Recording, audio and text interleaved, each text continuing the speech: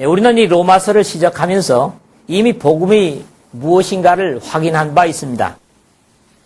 이 복음은 하나님이 선자들로 말미암아 그의 아들에 관하여 성경에 미리 약속하신 것이라. 이 아들로 말하면 육신으로는 다윗의 혈통에서 나셨고 성결의 영으로는 죽은 가운데서 부활하여 능력으로 하나님의 아들로 인정되셨으니 곧 우리 주 예수 그리스도시니라. 2절에서 4절까지의 말씀이 복음이 무엇인가를 분명히 말씀해주고 있습니다. 오늘 읽은 이 단 2절 속에는 신약 성경에 나타나는 핵심적인 단어들이 다 나타나면서 복음의 모든 요소를 말하고 있지는 않지만은 복음이 무엇인가의 윤곽을 분명히 설명해주고 있습니다. 복음, 믿음, 구원, 하나님의 능력, 유대인, 헬라인, 하나님의 의인.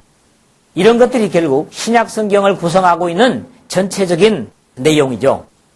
오늘은 바로 이 복음의 위력과 이 복음이 적용됨으로 나타나는 결과들을 말씀하고 있는데 한마디로 표현한다면 하나님께서 왜 복음을 주셨는가 하는 이 로마서 전체의 주제라고 볼 수 있는 내용이 되겠습니다. 이런 이유 때문에 오늘의 16절, 17절에는 이유를 말하는 헬라어 접속사인 가르, 왜냐하면 하는 단어가 문장의 첫머리에 나타나서 우리가 지난 시간에 15절에서 봤던 대로 그러므로 나는 할 수 있는 대로 로마에 있는 너희에게도 복음 전하기를 원하노라. 그렇게 말한 앞의 내용과 복음을 설명하는 그런 형태로 연결되어지고 있는 것을 봅니다. 로마서가 이방인을 대상으로 쓰여졌지만 사실 하나님의 언약을 어기고 이방인이 되어 있는 모든 인류에게 주시는 구원의 교훈이라고 하는 데서 중요하기 때문에 여기서도 그 미치는 범위를 첫째는 유대인에게요 또한 헬라인에게로다 라고 증거를 하고 있는 것입니다. 사도행전 13장 46절에도 바울과 바나바가 담대히 말하여 가로되 하나님의 말씀을 마땅히 먼저 너희에게 전할 것이로되 너희가 버리고 영생 얻음에 합당치 않은 자로 자처하기로 우리가 이방인에게로 향하노라. 언제나 복음을 전하는 첫째 대상은 유대인들이었습니다. 그러나 그들이 거절함으로써 결국 이방인에게로 복음을 가지고 가게 됐다고 하는 바울의 고백을 본 것입니다. 이러한 신비한 하나님의 계획과 역사를 이 서신의 교훈의 부분인 9장에서 11장에 호소하듯 설명하는 바울의 논증을 듣게 됩니다. 형제들아, 너희가 스스로 지혜 있다 함을 면키 위하여 이 비밀을 너희가 모르기를 내가 원치 아니하노니 이 비밀은 이방인의 충만한 수가 들어오기까지 이스라엘에 들어는 완악하게 된 것이라.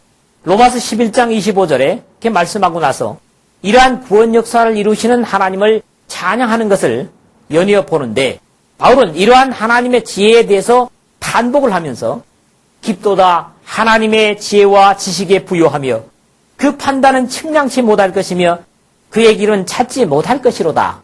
11장 33절에 그렇게 말합니다. 결국 유대인들에게 하나님께서 메시아를 약속했고 그 유대인들의 메시아를 거절함으로써 온 인류에게 복음이 미치도록 하고 다시 유대인에게 이 복음을 믿을 기회를 허락하시는 하나님의 오묘한 섭리를 고백하고 있는 것이죠. 오늘 이 말씀을 나누는 우리 모두 하나님의 사랑과 은혜로 주셔서 우리 각자를 구원하신 이 복음을 자랑하고 더 많은 사람이 이 복음에 참여할 수 있도록 최선을 다할 뿐만 아니라 오직 하나님께서 주신 방법, 의인으로 살 수 있는 믿음의 삶을 지속적으로 삶으로써 영원한 영광에까지 이르는 이 말씀을 듣는 저와 여러분 되셨으면 하는 부탁을 드립니다. 한 절 한 절 두 부분으로 나눠서 거기에 세부적인 부분들을 생각하는 것으로 말씀을 진행했으면 합니다. 첫 번째는 16절인데요. 한마디로 말하면 복음은 하나님의 능력이다라고 하는 것입니다. 우리는 앞으로 이 로마서를 계속 상고하면서 죄에 무력한 인간과 거기에 상응하는 하나님의 구원의 능력, 복음의 능력을 다루게 될 것입니다. 그러므로 죄 앞에 무력한 인간의 한계를 인정하고 주님의 능력의 복음에 의지하는 자만이 사죄의 감격을 누리게 될 것입니다. 그 불법을 사하심 받고 그 죄를 가리우심을 받은 자는 복이 있고 주께서 그 죄를 인정치 아니하실 사람은 복이 있도다 함과 같으니라. 같은 로마서 4장 7절에서 8절에 시편의 다윗의 고백을 인용하는 바울의 논지를 봅니다. 사실 복음은 인류를 구원하려는 하나님의 사랑의 역사요, 신령한 지혜입니다. 이것은 인간 이해의 한계를 넘어서 역사되게 하신 것이기 때문에 모든 사람이 세상적 지혜로 이해할 수 없는 것입니다. 십자가의 도가 멸망하는 자들에게는 미련한 것이요 구원을 얻는 우리에게는 하나님의 능력이라. 고린도전서 1장 18절에 같은 고백을 보게 되죠. 이 16절의 내용을 한 네 부분으로 나눠서 생각을 하겠습니다. 첫 번째로는 오늘 우리 각자도 복음을 부끄러워해서는 안 된다고 하는 것입니다. 바울의 입장에서 내가 복음을 부끄러워하지 아니한다고 하는 것은 우리의 입장과는 또 다릅니다. 바울은 고린도전서 1장 23절에서 24절에 오늘 이 부분과 비슷한 고백을 하고 있는 것을 읽게 됩니다. 우리는 십자가에 못 박힌 그리스도를 전하니 유대인에게는 거리끼는 것이요 이방인에게는 미련한 것이로되 오직 부르심을 입은 자들에게는 유대인이나 헬라인이나 그리스도는 하나님의 능력이요 하나님의 지혜니라. 그렇게 말씀을 합니다. 바울은 이 로마서를 진행하면서 좀 더 사실적으로 표현해서 내가 만일 내 입으로 예수를 주로 시인하며 또 하나님께서 그를 죽은 자 가운데서 살리신 것을 내 마음에 믿으면 구원을 얻으리니 라고 선언을 합니다. 여기서 중요한 것은 내가 만일 내 입으로 예수를 주로 시인하며 하는 겁니다. 당시에 가이사는 나의 주시라고 하는 인사말에 아니요 예수 그리스도만이 나의 주십니다 하는 고백을 입술로 드리고 그 고백에는 죽음을 각오하는 결단이 있기 때문에 입으로 주를 시인하는 자마다 하나님께서 의인이라고 인정하신다고 하는 사실입니다. 주님께서 이 세상에 육체로 계실 때 이미 이러한 사실을 가르친 바 있는데요. 누구든지 사람 앞에서 나를 시인하면 나도 하늘에 계신 내 아버지 앞에서 저를 시인할 것이요. 누구든지 사람 앞에서 나를 부인하면 나도 하늘에 계신 내 아버지 앞에서 저를 부인하리라. 마태복음 10장 32절에서 33절, 누가복음 12장 8절에서 9절에 말씀하고 있습니다. 특히 같은 내용을 마가복음에서는 좀 더 특이하게 표현을 하고 있는 것을 봅니다. 누구든지 이 음란하고 죄 많은 세대에서 나와 내 말을 부끄러워하면 인자도 아버지의 영광으로 거룩한 천사들과 함께 올 때에 그 사람을 부끄러워하리라 그랬어요. 여기 중요한 건 뭡니까? 이 음란하고 죄 많은 세대에서 예수 그리스도를 부끄러워하면 마지막에 주님께서 영광으로 이 땅에 오실 때에 그 사람을 하나님 앞에서 부끄럽게 여길 것이다. 그런 말씀을 하고 있는 것입니다. 디모데 후서를 통해서는 좀 더 적극적입니다. 그러므로 내가 우리 주의 증거와 또는 주를 위하여 갇힌 자 된 나를 부끄러워 말고 오직 하나님의 능력을 쫓아 복음과 함께 고난을 받으라. 디모데 후서 1장 8절에 말합니다.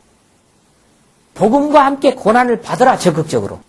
이것은 복음을 자신 있게 우리의 삶 속에 응용하는 것이고 그것으로는 불이익조차도 감수할 수 있어야 된다고 하는 그런 고백입니다.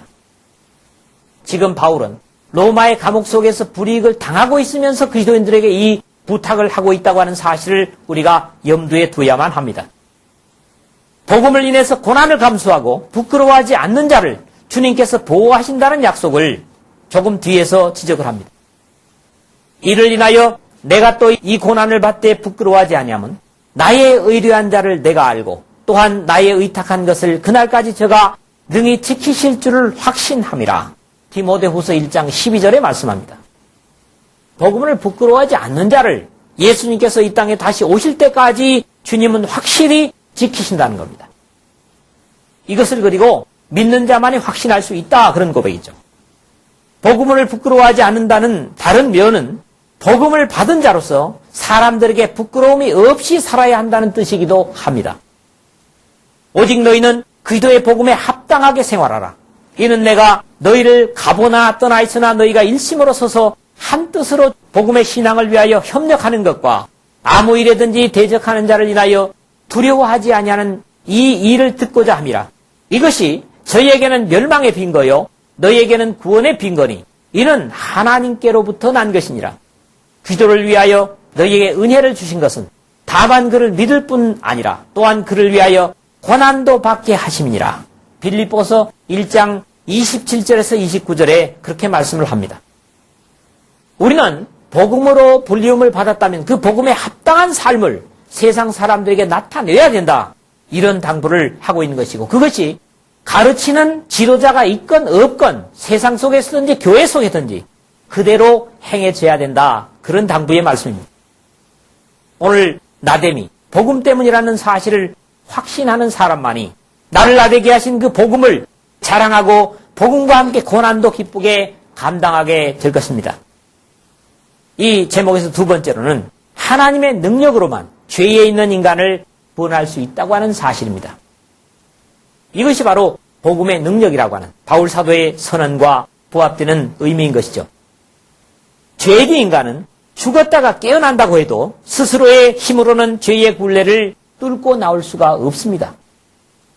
그러한 한계의 고백이 바로 모든 사람이 죄를 범하였음에 하나님의 영광에 이르지 못하더니 하는 로마서 3장 23절의 말씀이고요.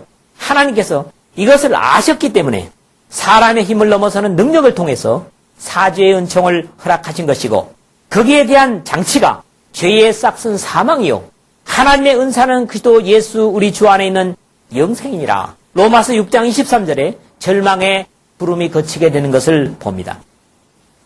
이런 이유에서 복음을 통해서 구원을 주시는 하나님의 능력이 됨이라 고백하게 되는 것이고, 율법이 육신으로 말미암아 연약하여 할 수 없는 그것을 하나님은 하시나니 곧 죄를 인하여 자기 아들을 죄 있는 육신의 모양으로 보내어 육신의 죄를 정하사 육신을 좇지 않고 그 영을 쫓아 행하는 우리에게 율법의 요구를 이루어지게 하려 하심이니라. 같은 로마서 8장 3절 4절에서 선언하고 있습니다. 이런 입장에서 이 복음은 모든 믿는 자에게 구원을 주시는 하나님의 능력이 됨이라는 바울의 고백은 오늘 우리 모든 믿음의 사람들의 같은 고백이 되어야 될 것입니다. 세 번째 이 제목에서 이 복음은 하나님의 약속을 믿는 자에게만 능력이 된다는 사실입니다.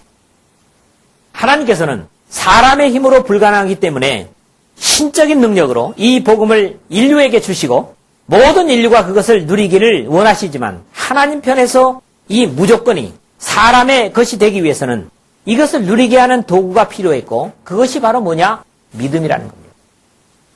감옥에 갇혀있던 사람이 간수가 문을 열어놓고 이 감옥 안에 있는 모두에게 자유를 허락하였다. 그렇게 선언을 해도 그것을 인정하지 않고 고집스럽게 그 감옥 안에 머물러 있는 사람은 그 간수는 절대로 억지로 끌어내지 않을 것입니다. 이런 원리를 우리가 여기서 생각할 수가 있는 것이죠. 어떤 사람들은 하나님의 구원의 능력을 나의 것으로 받는 그릇이 믿음이라고 하는데도 그 믿음을 공로라고 생각하는 사람들이 있는데, 믿음은 하나님의 사랑에 반응하는 인간 측의 통로, 즉 도구입니다. 은혜가 은혜되기 위해서는 사람 측에서는 누구에게나 동일하게 주신 믿음이라는 도구로 받아 순종할 때 구원을 주시는 하나님의 능력이 그러한 사람에게 역사되는 것입니다. 그래서 믿음은 모두에게 필요한 것입니다. 하나님의 은혜의 구원의 역사가 그 사람의 것이 되기 위해서는 그 사람의 입술로 삶으로 고백하는 믿음이 요구된다고 하는 것이죠. 이 제목에서 네 번째로는 이 능력이 미치는 범위의 한계는 무한하다고 하는 것입니다. 첫째는 유대인에게요, 또한 헬라인에게로다 그랬거든요. 사실 이것 때문에 유대인들이 걸려 넘어졌습니다. 하나님은 아브라함의 후손인 자신들만의 하나님이고 자신들만을 사랑한다고 믿었고, 메시아가 온다고 해도 자신들만을 위해서 올 것이라고 유대인들은 믿었습니다. 그런데 안타깝게도 오늘 복음 속에 있는 사람들이, 그런 독선을 가지고 있는 사람들이 들어 있습니다. 하나님은 나만을 선택하셨다. 하나님은 이미 창세전부터 나만을 구원하시기로 작정하셨다. 그런 독선을 얘기하는 거죠. 이런 입장에서 주님의 교회는 복음을 듣고 믿고 회개하고 고백하고 세례를 받아서 거듭난 사람이면 꼭 같은 권리를 갖게 됩니다. 여기에 차별이 없습니다. 누구든지 하나님의 뜻대로 하는 자는 내 형제요 자매요 모친이라. 마가복음 3장 35절에 주님께서 직접 그렇게 말씀을 하셨습니다. 이 인류를 이대별한다면 유대인 외에는 다 헬라인일 것이기 때문에 이 두 명칭은 모든 인류를 지칭하는 것을 의미합니다. 사실 하나님의 약속은 아브라함을 조상으로 한 유대인, 즉 이스라엘 사람들에게 먼저 주어진 것이 사실이고 예수 그리스도를 통해서 모든 이방인인 헬라인들에게도 주어진 것입니다. 이 복음이 세계화되는 것은 어느 시기입니까? 바로 헬라의 문화가 꼽히고 있던 시대였음을 우리는 너무나 잘 압니다. 또 다른 면에서 유대인에게요 또한 헬라인에게로다 하는 내용은 종교적인 사람들과 이성적인 사람이라고 볼 수 있는 입장에서도 인류 전체를 지칭한다고 말씀드릴 수 있습니다. 자, 유대인들은 누굽니까? 종교적인 사람들입니다. 물론 유대인의 종교는 하나님께서 주신 신앙이지만은 세상 인류의 모든 사람들을 두 가지로 나눈다면 어떤 신이라고 하는 막연한 대상을 섬기고 거기에 의존하는 사람과 아니면 자기 자신의 힘과 이성을 믿는 이 두 가지 사람밖에 없다는 거지요. 이런 입장에서 유대인에게나 헬라인이라고 하는 것은 세계 전체의 인류를 말하는 것이다. 이렇게 말씀을 드릴 수 있다는 거죠. 그러므로 이 땅 위에서 호흡하는 사람 중 누구도 하나님의 복음에 초청해서 제외된 사람은 없습니다. 다만 믿음으로 반응하는 자와 그렇지 않은 자가 있을 뿐인 것이죠. 하나님이 세상을 이처럼 사랑하사 독생자를 주셨으니 이는 저를 믿는 자마다 멸망치 않고 영생을 얻게 하려 하심이니라. 우리가 가장 흔하게 하나님의 사랑을 세상 사람들에게 알리기 위해서 사용하는 요한복음 3장 16절에도 저를 믿는 자마다 누구든지 주의 이름을 부르는 자는 구원을 얻으리라. 사도행전 2장 21절이고요. 누구든지 주의 이름을 부르는 자. 성경에 누구든지 저를 믿는 자는 부끄러움을 당하지 아니하리라. 로마서 10장 11절이고요. 누구든지 그리스도와 합하여 세례를 받은 자는 그리스도로 옷 입었느니라. 여기서도 역시 누구든지 갈라디아서 3장 27절입니다. 볼지어다 내가 문 밖에 서서 두드리노니 누구든지 내 음성을 듣고 문을 열면 내가 그에게로 들어가 그로 더불어 먹고 그는 나로 더불어 먹으리라. 계시록 3장 20절에도 역시 누구든지 내 음성을 듣고 문을 열면입니다. 우리가 대개 하나님 앞에 기도할 때 우리 마음을 열도록 하나님 해 주십시오. 그런 기도를 하는데 사실은 그런 기도는 좀 잘못된 기도입니다. 각 사람의 하나님의 사랑에 응답하는 그런 마음문을 열고 그것을 받아들이는 것은 각자의 책임입니다. 하나님께서 우리의 문을 두드릴 뿐이지 열어주는 것은 각자의 책임이랍니다. 여는 것은 각자의 책임입니다. 하나님께서 억지로 그 문을 열어서 들어가시지 않습니다. 누구든지 주님의 음성을 듣고 문을 열면 주님께서는 그 사람에게로 들어가시겠다 말씀하시는 것이죠. 은혜의 복음에 믿음으로 응답하고 순종하는 사람이면 앞에서도 말했던 것처럼 헬라인이나 야만이나 지혜 있는 자나 어리석은 자에게 유대인이나 헬라인이나 종이나 자주자나 남자나 여자 없이 다 그리스도 예수 안에 하나이니라 하는 갈라디아서 3장 28절 말씀처럼 이 복음은 모든 믿는 자에게 구원을 주시는 하나님의 능력이 될 줄로 믿습니다. 무엇보다도 이 말씀의 서두에도 내가 강조되고 있다는 것. 바울이 내가라고 했지만 이것은 바로 하나님의 은혜에 응답하는 자세로 우리 각자에게 응용을 해야 되겠다는 것입니다.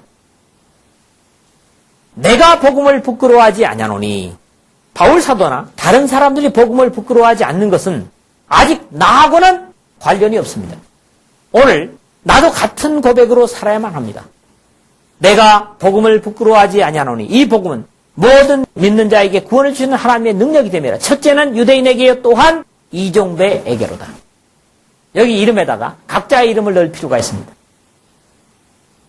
첫째는 유대인에게요, 헬라인에게다. 그 다음에 거기다가 자기 이름들을 넣을 필요가 있다는 것이죠. 각자 이 고백을 믿음으로 드릴 수 있는 여러분 모두가 되시기를 주님의 이름으로 축원을 드립니다. 두 번째로 17절의 말씀을 봅니다. 복음에는 뭐가 나타난다고요? 하나님의 의가 나타났다는 겁니다. 사실 복음은 하나님의 입장에서 처절한 희생이셨습니다. 약속의 민족이라고 하는 유대인들에게는 어리석은 것이고 불신의 사람들에게도 밀어나기 이를 데 없는 것이었습니다. 불신의 눈으로 보면 평생을 도만 닦다가 죽어도 확신이 없는데 믿고 순종하면 모든 죄가 용서된다는 사실이 꿈 같을 수밖에 없습니다. 인간의 이성의 한계가 이렇습니다. 그러나 그들이 하나 알지 못하고 또 인정하지 못하는 것이 있는데 그것은 이 일을 창조주 하나님께서 하셨다는 사실입니다. 기록된 바 하나님이 자기를 사랑하는 자들을 위하여 예비하신 모든 것은 눈으로 보지 못하고 귀로 듣지 못하고 사람의 마음으로도 생각지 못하였다 함과 같으니라. 고린도전서 2장 9절에 바울은 그렇게 설명하고 있습니다. 복음은 인간을 위해서 만드신 하나님의 최고의 걸작품이요 조금도 하자가 없는 완벽한 구원의 도구입니다. 믿습니까? 이 제목에서 한 3가지 정도로 생각하려고 하는데 첫째는 복음에는 하나님의 공의와 사랑이 나타났다고 하는 사실입니다. 복음은 예수 그리스도의 탄생에서 이 땅에 다시 오실 것까지를 복음이라고 우리는 말하는데 그 핵심이 바로 십자가의 죽음입니다. 이스라엘 사람들이 보기에는 불신자들이 보기에는 마귀 사탄이 보기에는 실패한 모습으로 보였지만 그것이 바로 마귀 사탄을 영원히 패배시키는 하나님의 능력이셨다는 사실입니다. 뭐가요? 십자가가. 이제는 우리 구주 그리스도 예수의 나타나심으로 말미암아 나타났으니 저는 사망을 패하시고 복음으로서 생명과 썩지 아니할 것을 드러내신지라. 디모데후서 1장 10절에 그렇게 말합니다. 비록 예수님께서 십자가를 지시고 죽으셨지만 그것은 모든 인류의 죄를 지시고 죽으셨다고 하는 사실 때문에 밤낮 참소하는 마귀의 사형식이었습니다. 하나님의 아들이 십자가에 죽었지만 사실적으로는 마귀 사탄의 우두머리가 십자가에 죽은 것이 됩니다. 하나님은 이미 아담이 범죄한 직후에 이를 선포하셨고 그 약속을 지키신 것입니다. 내가 너로 여자와 원수가 되게 하고 너의 후손도 여자의 후손과 원수가 되게 하리니 여자의 후손은 내 머리를 상하게 할 것이요 너는 그의 발꿈치를 상하게 할 것이니라. 뱀에게 선언한 창세기 3장 15절입니다. 오늘도 마귀 사탄이 우리를 하나님께 참소할지라도 이미 그 참소는 효력을 잃는 이유는 그래 그 죄를 인정한다. 그러나 그의 죄 대가를 내 아들이 십자가에서 치루었다. 하나님은 답변하고 계십니다. 할렐루야. 십자가는 모든 인류의 죄를 향해 분노하시는 하나님의 진노를 쏟아부으신 공의의 현장이요. 죄로 인해서 인생을 절망으로 살고 영원한 절망으로 나아가는 이 역사 속의 모든 사람들을 사랑하시고 불쌍히 여기시는 하나님 아버지의 사랑의 절정이십니다. 그것이 바로 십자가입니다. 이런 공의와 사랑의 역사가 바로 이 복음의 중심에 있는 것입니다. 하나님의 복음의 의가 나타났다고 하는 제목의 두 번째로는 믿음으로 믿음에 이른다고 하는 것입니다. 이 놀라운 구원의 역사는 앞에서 말한 바 있지만은 믿음으로 믿음에 이르게 하나니 한 것처럼 믿음으로 응답하는 사람들에게만 유효하게 됩니다. 믿음이 없이는 기쁘시게 못하나니 하나님께 나아가는 자는 반드시 그가 계신 것과 또한 그가 자기를 찾는 자들에게 상 주시는 이심을 믿어야 할지니라. 믿음의 장이라고 하는 히브리서 11장 6절에 그렇게 말씀을 합니다. 하나님의 말씀을 창세기 1장 1절에서부터 기록된 대로 믿고 하나님의 사랑을 믿고 아브라함에게 주신 약속을 믿고 나를 위해 십자가를 지신 예수 그리스도를 믿고 지금도 우리 삶 속에 오셔서 역사하시는 성령의 능력을 믿는다면 우리 인생에 있어서 비극은 찾아볼 수 없게 될 것입니다. 모든 것이 나를 사랑하시는 주님의 사랑의 역사로 이해될 뿐입니다. 믿음으로 받아들이는 모든 것들은 감사의 이유가 될 뿐이요 사랑의 이유가 되고 섬김의 이유가 되고 생명을 바칠 이유가 될 것입니다. 어려움을 당하는 사람이 있습니까? 하나님을 믿고 순종하는데 고난을 받는 사람이 있습니까? 하나님께서 나를 다른 사람보다 더 사랑하시기 때문이라고 하는 확신을 가질 필요가 있습니다. 십자가를 확신하는 사람들, 예수 그리스도의 희생을 확신하는 사람들은 고난조차도 나를 더 사랑하는, 그래서 나를 천국의 백성으로 확실히 훈련하기 위한 훈련이라고 하는 사실, 사랑하기 때문이라고 하는 확신을 갖기 때문에 절대로 우리 인생 속에 나타나는 어떤 비극적으로 보이는 것도 결코 비극이 될 수 없다고 하는 확신입니다. 누가복음 8장 18절에 보니까 그러므로 너희가 어떻게 듣는가 스스로 삼가라. 누구든지 있는 자는 받겠고 없는 자는 그 있는 줄로 아는 것까지 빼앗기리라. 있는 줄로 아는 것까지 빼앗기리라 하는 겁니다. 실제로 있는 게 아닙니다. 있는 줄로 다만 착각하고 있는 것입니다. 그런 사람들은 결국 잃을 수밖에 없는 거죠. 왜? 가지고 있는 것이 아니기 때문입니다. 여러분, 믿음이 있는 것 같습니까? 믿음을 가지고 있습니까? 차이가 있습니다. 믿음이 있는 것 같은과 믿음을 가진 것은 차이가 있습니다. 믿음이 어찌 보면 있는 것 같고 없는 것도 같다고요. 그런데 믿음이 있는 것 같은 사람은 그 있는 것 같은 것도 빼앗긴다는 거죠. 그래서 믿음을 갖는 것이 중요합니다. 그래서 하나님은 믿어라, 믿어라, 믿어라 하는 것이죠. 그러므로 우리의 모든 일은 믿음으로 시작해야만 합니다. 이것은 교회일 뿐만 아니라 우리가 사는 삶의 모든 범주 세상 일도 마찬가지입니다. 믿음으로 시작해야만 하고 계속적으로 믿음으로 행해야만 합니다. 주님을 의식하고 사는 것이 곧 복음에 사는 것이고 믿음으로 행하는 모든 일에 모든 사람들에게 하나님의 의가 나타나게 될 것입니다. 믿음으로 행치 않은 현장에서는 절대로 하나님의 의가 나타날 수가 없습니다. 17절에서 마지막으로 세 번째, 믿음의 사람만이 의롭게 살 수 있다는 사실입니다. 그러므로 기록된 바 오직 의인은 믿음으로 말미암아 살리라 함과 같으니라. 이 말씀은 이스라엘 사람들에게 갈대아 군대가 쳐들어올 것이라는 그런 예언 속에서 주어진 배경을 우리가 이해하고 이 말씀을 인용할 필요가 있습니다. 긴박하고 어려운 상황일수록 믿음의 가치는 차이를 나타내게 되어 있습니다. 믿음이 있는 사람과 믿음이 있는 것처럼 보이는 사람은 긴박한 상황 속에서 비로소 나눠지게 되어 있다는 것. 절망적인 상황을 앞두고 하박국 선지자를 통해서 예언하시기를 보라 그의 마음은 교만하며 그의 속에서 정직하지 못하니라. 이거는 하박국 2장 4절의 전반부고요. 하반절을 보니까 그러나라는 말을 하면서 의인은 믿음으로 말미암아 살리라 그랬어요. 모두가 불신하는 가운데 믿음이 더 빛나고 가치를 나타내게 되어 있습니다. 세상이 진정한 믿음이 없을 때 믿음이 있는 자가 빛이 난다는 거죠. 그런 사람을 통해서 하나님의 영광은 드러나게 되어 있는 것이죠. 하나님을 의식하는 사람들은 어떤 조건 속에서도 믿음으로 살고 의롭게 살 수 있는 이유는 최종적인 판단은 하나님께서 하시리라는 믿음을 가지기 때문이고 그런 이유에서 모두가 죄악에 허덕여도 주님을 믿는 사람들만은 의롭게 살 수 있기 때문에 믿음의 사람이 의롭게 살 수 있다는 그런 고백입니다. 오늘은 여러분 모두에게 질문을 하는 것으로 말씀을 마무리하고자 합니다. 각각 자신 속에 물으시기를 바랍니다. 오직 의인은 믿음으로 말미암아 살리라 했는데 나는 과연 어떤 사람인가? 이 오늘 말씀을 통해서 주시는 이 마지막 질문에 부끄러움이 없는 여러분 모두가 되시기를 주님의 이름으로 축원을 드립니다.